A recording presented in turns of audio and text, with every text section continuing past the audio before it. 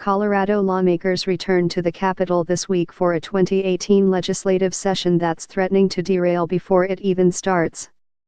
A cloud of political controversies and steep policy challenges is making this year's term one of the most unpredictable and uneasy in recent memory.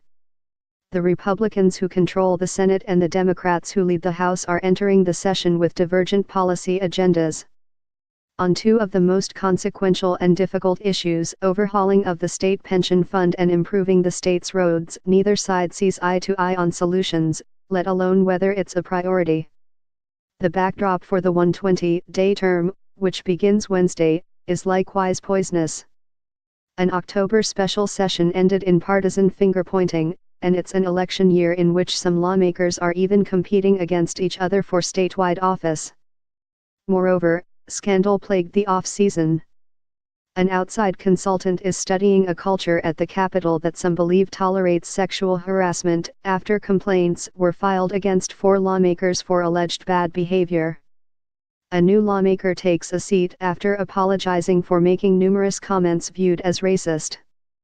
Others faced questions about alleged ethics violations. Another was arrested at Denver International Airport for bringing a loaded handgun through security.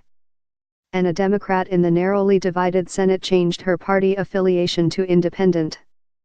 The tumultuous atmosphere left lawmakers little opportunity to build on a much-touted 2017 session or to foster better connections in a building where relationships are political currency.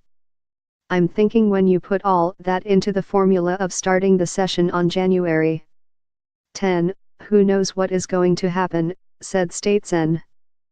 Rhonda Fields, D. Aurora, reflecting concerns from more than a dozen other lawmakers and lobbyists interviewed ahead of the session. I'm feeling anxious because I don't really know what to expect. The uncertainty and split political chambers is prompting a number of interest groups to bypass the legislature and pursue ballot initiatives to boost school funding, add more money for highways and overhaul health care. Still, other top lawmakers are expressing optimism, and term-limited Democratic Gov.